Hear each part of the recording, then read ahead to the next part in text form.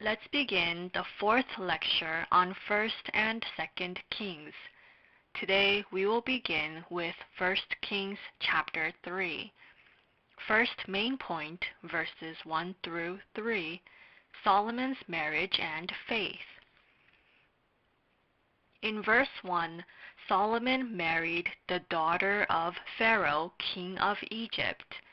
He took her as his wife. This means that Solomon established diplomatic relations with Egypt.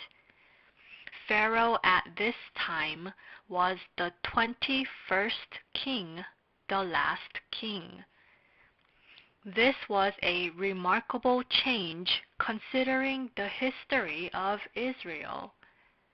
The Israelites were slaves in Egypt during the time of Moses, around 1500 BC.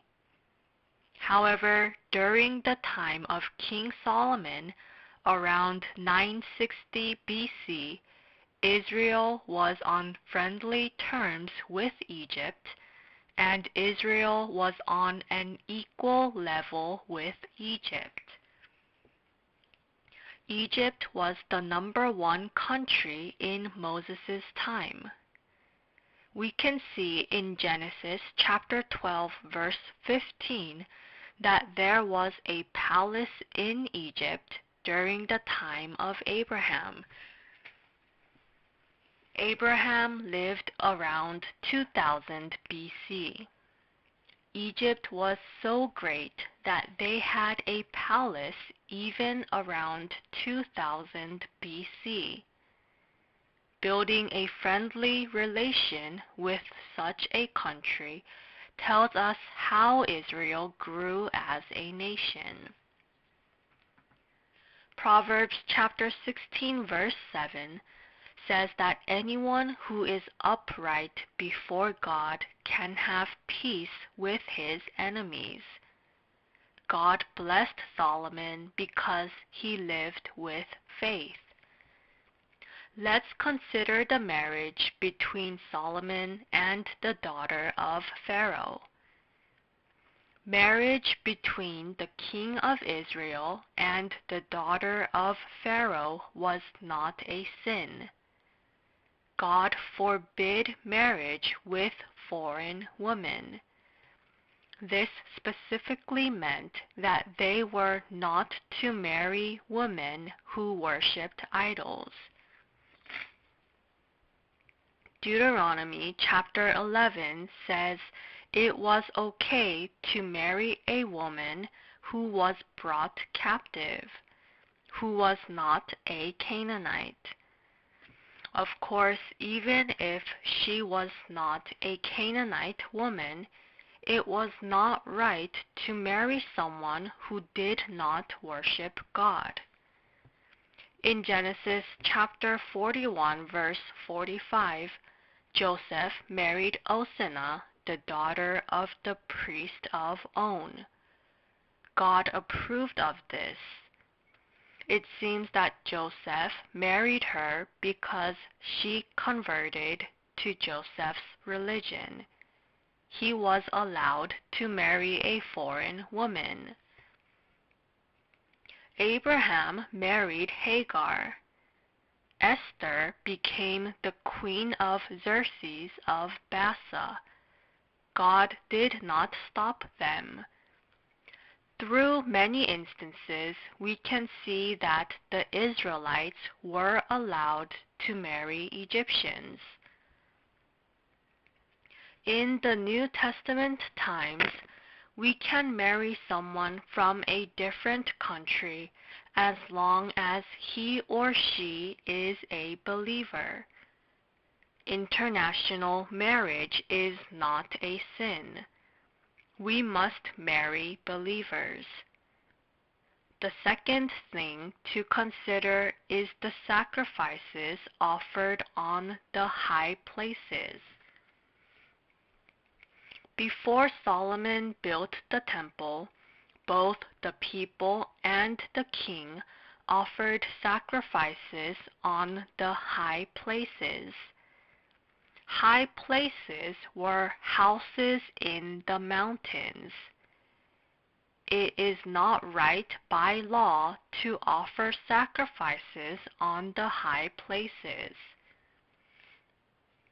Deuteronomy chapter 12 verse 11 and chapter 12 verse 14 say that they were to offer sacrifices at the place God chose. At the time, there was a tabernacle at Shiloh. God abandoned it because of the Israelites' sin.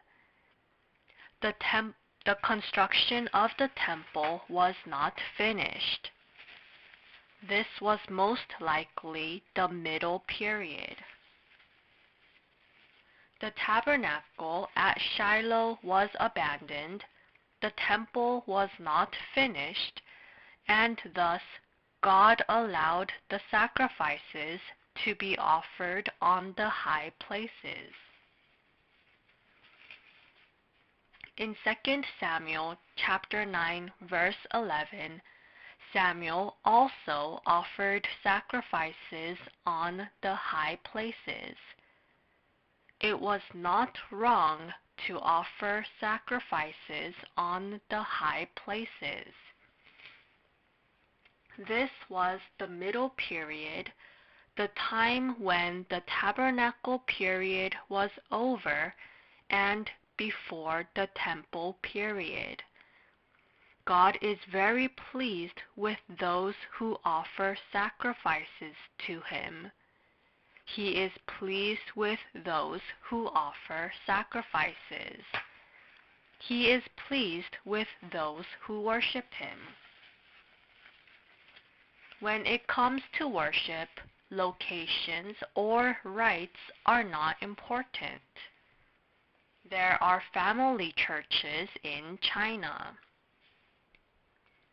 In Ezekiel chapter 11 verse 16, the nations became a sanctuary. God does not only accept offerings in Jerusalem.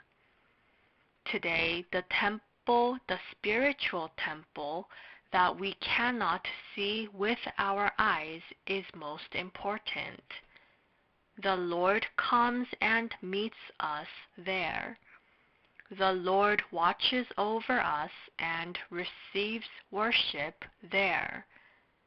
In John chapter 4 verse 20, it says that it is not important to worship on mountains. God accepts our worship when we worship in spirit and in truth. The location is not important. Big and luxurious sanctuaries are not important. God accepts worship whether it is at a river, a desert, an attic, or the mountains. In verse 3 is Solomon's faith. First, Solomon's faith loved the Lord. Solomon loved the Lord with faith. The law of Moses emphasized this greatly. Deuteronomy chapter 6 verses 4 through 5. Love the Lord your God with all your heart, with all your soul, and with all your strength. Solomon kept the first commandment of God. God was Solomon's first priority. Deuteronomy chapter 33 verse 16 says, "Whoever loves the Lord receives blessings." The most important part of Solomon's faith was that he loved God. We can keep God's laws and decrees when we love God.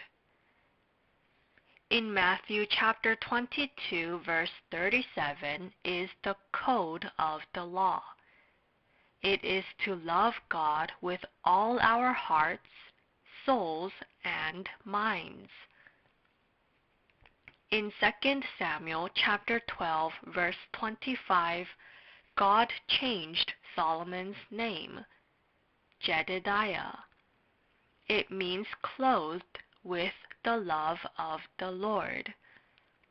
Solomon lived as Jedediah. Second, Solomon had faith to live according to the instructions of his father David. He walked down his father's path of faith. David walked the path of eternal blessings. However, the path of Jeroboam was the path of eternal curses. Solomon acted according to David's instructions, which means that he kept the laws as David did. Verse 6 talks about David's faith. David was faithful, righteous, and upright in heart before the Lord. In 1 Kings chapter 2, verse 2, David told Solomon to show himself a man. Keeping God's commandments was the path of David. Third, Solomon had faith to offer sacrifices on the high places. He was sacrifice-centered. He was worship-centered. He was devoted. This was Solomon's faith. This is the life God is pleased with. In verse 4, Solomon went to the high place in Gibeon and offered 1,000 burnt offerings. We must love the Lord, walk down the path David walked, and serve and worship God. Second main point, verses 4 through 15, Solomon's example. In verse 4, as soon as Solomon became king, he offered sacrifices at the high place in Gibeon. God was very pleased with this. Abraham, the father of faith, left his father's household and went to Canaan, and the first thing he did was build an altar. Gibeon was located about 10 kilometers northwest of Jerusalem. In the high place was a bronze altar that Bezalel made. There was a tabernacle in Gibeon that Moses made. The Ark of the Covenant was in Jerusalem. Solomon went to Gibeon and offered 1,000 animals to God. He gave a lot of sacrifices to God. As written in 2 Chronicles chapter 1, verse 1, he was able to offer 1,000 burnt offerings to God because God was with him and made him great. Solomon did not go alone to the high place to offer sacrifices. He went there with the judges, over thousands and hundreds, and with judges and all the officials of Israel. Solomon, the leaders, officials, and the people gave offerings to God. It probably took 7 or 8 days. It was very worthy that they offered sacrifices. In Matthew chapter 6, verse 33, it says that we should seek first the kingdom of God and His righteousness. We will be blessed when we have such faith. Abraham lived in this way. Revelation chapter 1 verse 1 tells us, "Go and measure the temple of God and the altar with its worshippers." God takes care of those who observe the temple, who offer sacrifices, and who worship Him. When Solomon offered sacrifices in Gibeon, he did not do it however he wanted. He offered sacrifices by following the historical and traditional truth. Solomon offered sacrifices in the tabernacle Moses made and on the bronze altar that Bezalel made. Solomon did his best before God. Then in verse 5, God appeared before Solomon. God asked Solomon what he wanted. This meant that God was pleased with the sacrifices. God appeared before Solomon at night. The nighttime is tranquil. It is secretive. It is a good time to pray. It is a good time to meditate. The nighttime is the best time to hear small voices. God accepted Solomon's sacrifices and prayers, and God asked Solomon what he wanted. Solomon's precious faith is seen in verses 6 and 9. First, Solomon admired and wanted to take after his father's faith.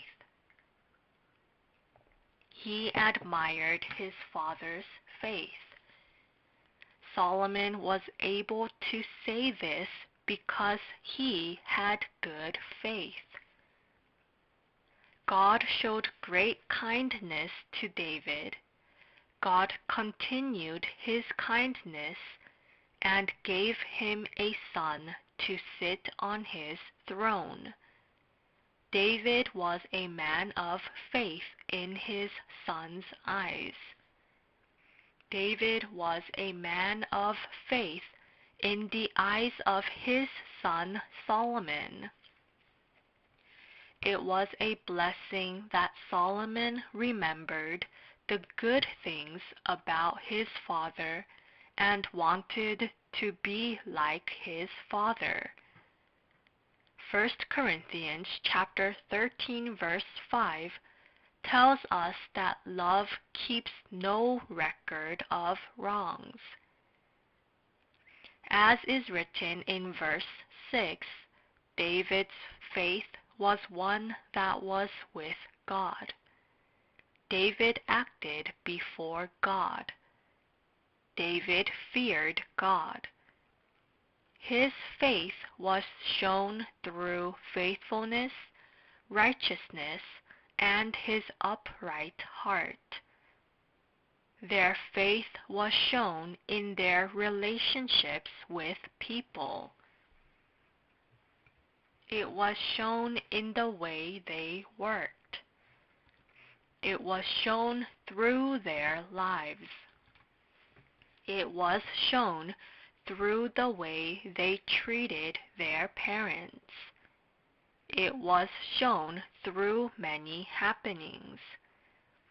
Second, we can see in verse 7 that Solomon was humble. A humble person is a good person. Solomon called himself a servant. Solomon did not say this only once, but 3 times.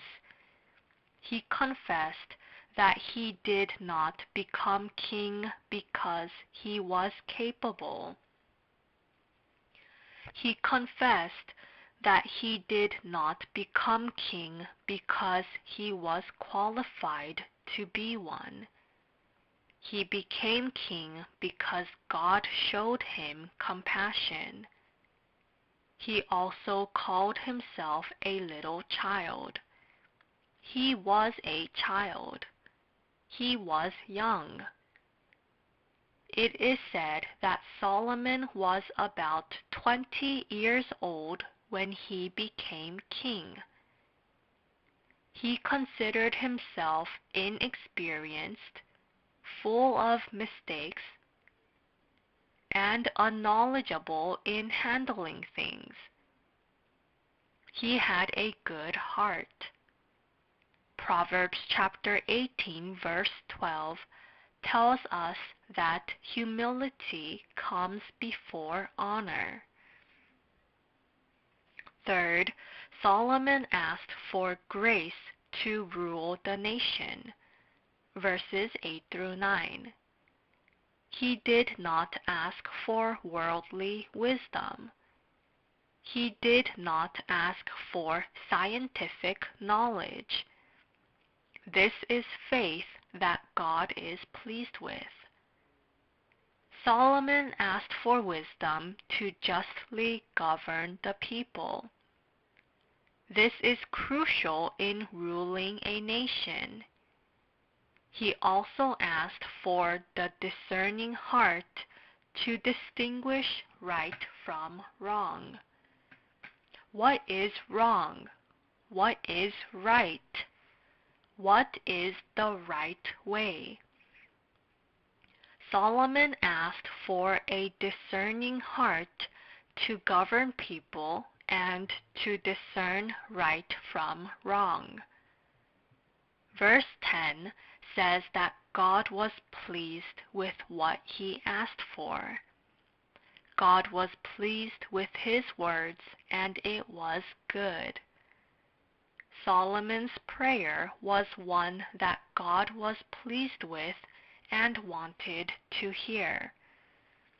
Solomon was a man after God's heart. Acts chapter 13, verse 22 says that David was also a man after God's heart. David was a man after God's heart, and Solomon was also a man after God's heart. God is God who fulfills his will through people who are after his own heart. Solomon first wanted to take after his father's faith. Second, Solomon was humble. He called himself a child. He called himself a servant. Third, he asked for a discerning heart to govern people and to distinguish right from wrong. These are the 3 aspects of Solomon's faith. God answered his prayer in verse 12. God said that he would give him wisdom and discernment. God gave the greatest wisdom to Solomon.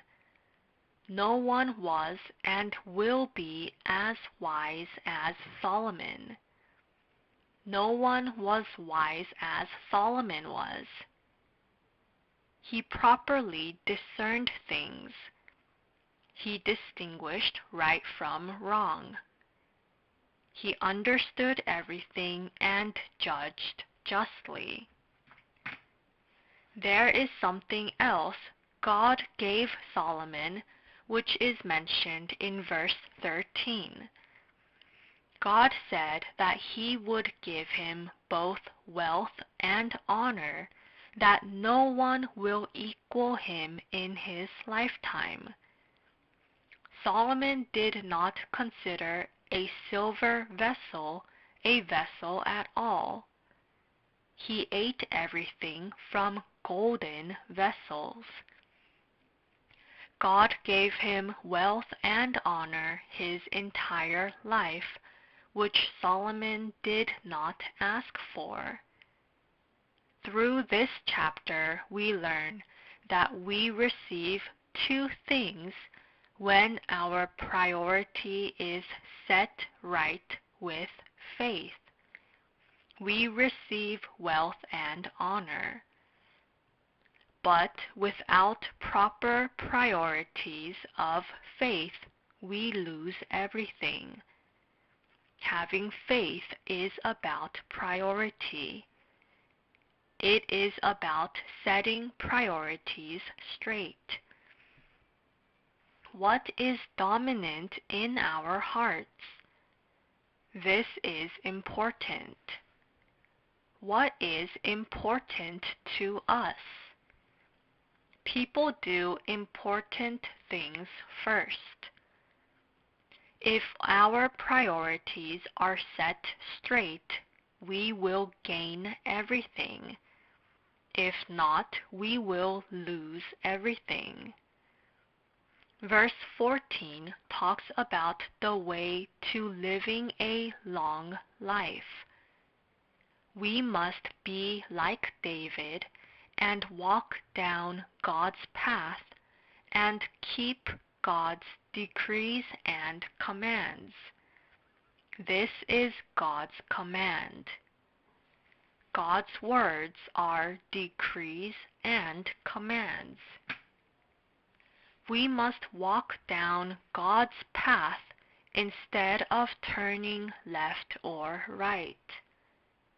Disobedience to God's decrees and commands will lead to destruction. This applies to everyone. If we forsake God's commands, our families and businesses will be ruined. Keeping God's decrees and commands is the way to being well. Verse 15 tells us what Solomon did after he returned to Jerusalem. He stood before the Ark of the Covenant of the Lord and sacrificed burnt offerings and fellowship offerings. This was Solomon's faith. A burnt offering is completely burning the sacrifice. A fellowship offering is a kind of peace offering. A peace offering is offered to God as thanksgiving. Solomon sacrificed offerings at the high place in Gibeon as soon as he became king. He sacrificed burnt offerings and fellowship offerings even after he returned to Jerusalem. Solomon had faith to begin with offerings and end with offerings.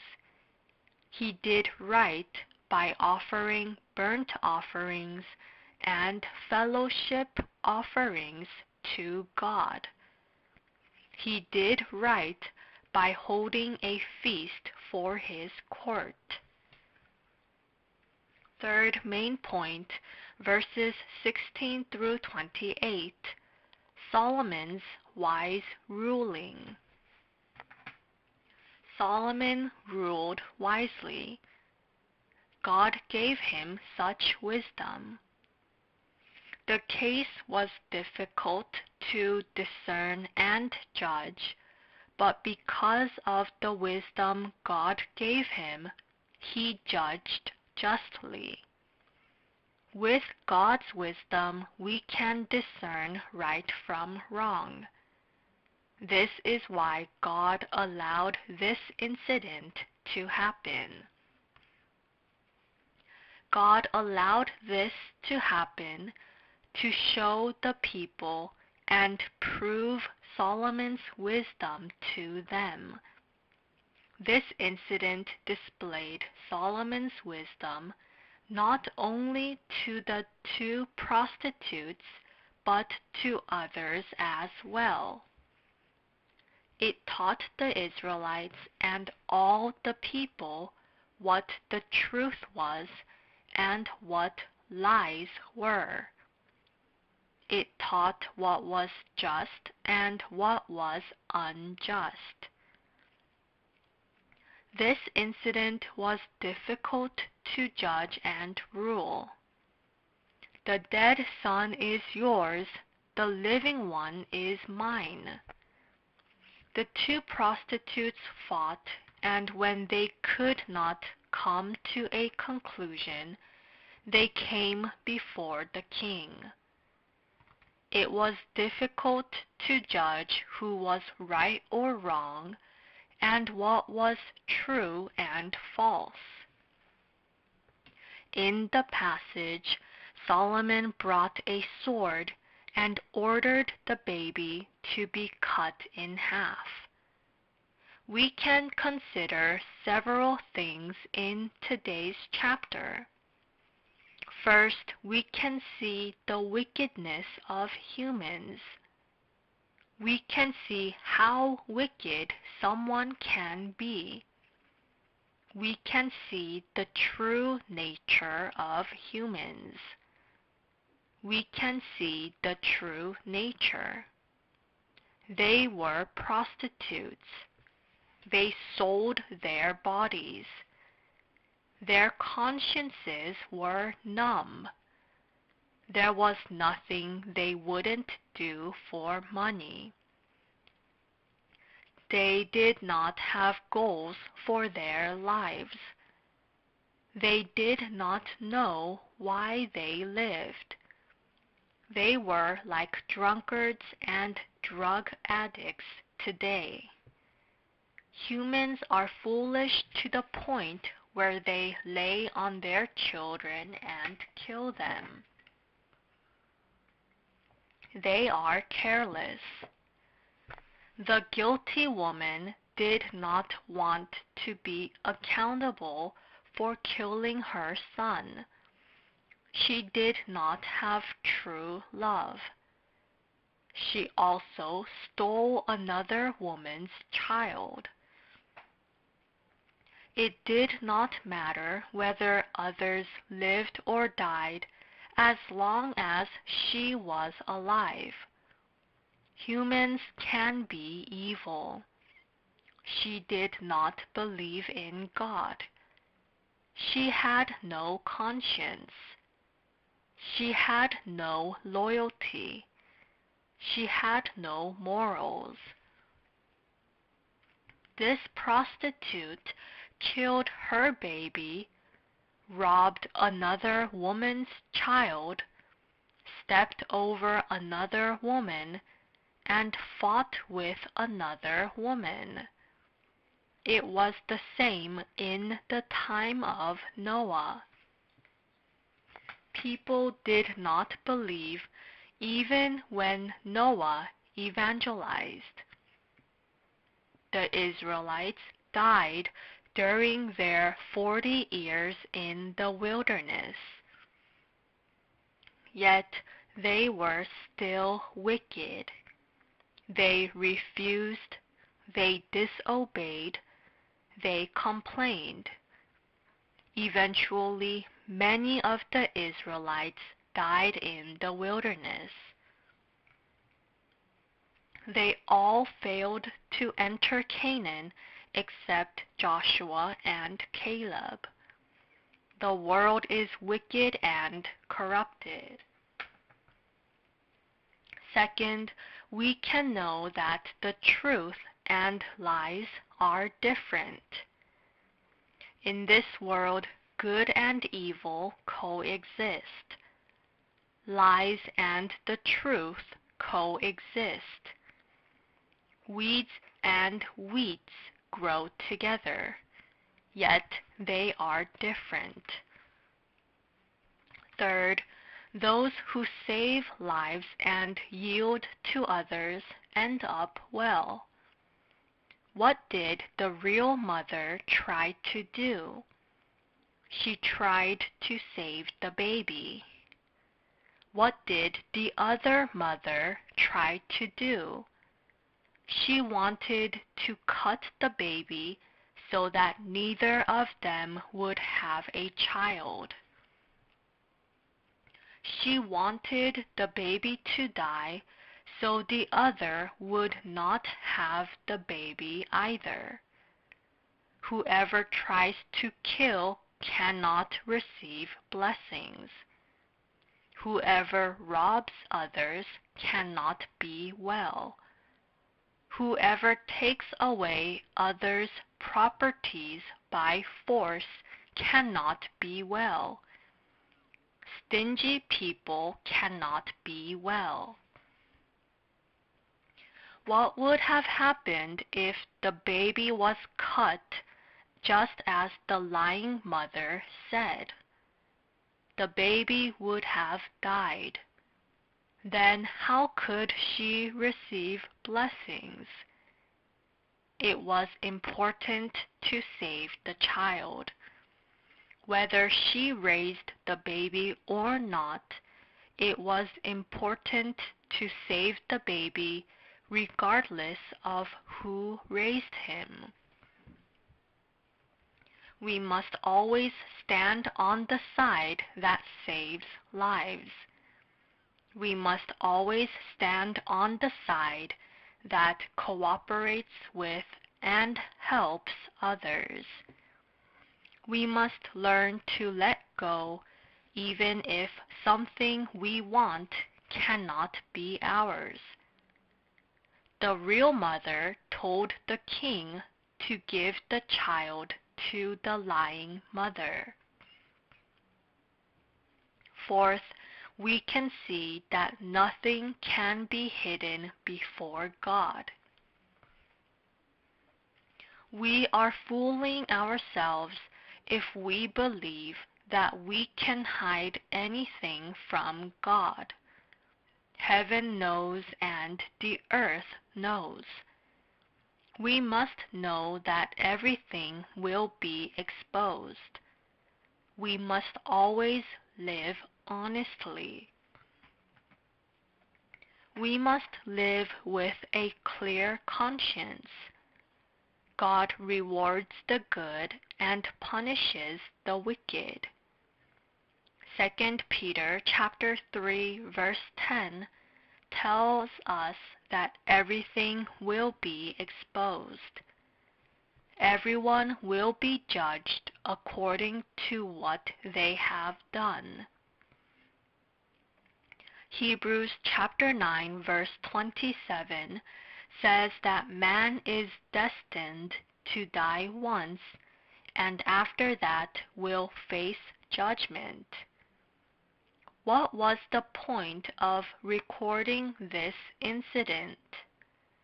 It was to teach us to fear God and fear the King and be truthful. God had this incident recorded in the Bible to make us fear the Lord. With this, we will conclude the fourth lecture on the books of Kings. Thank you.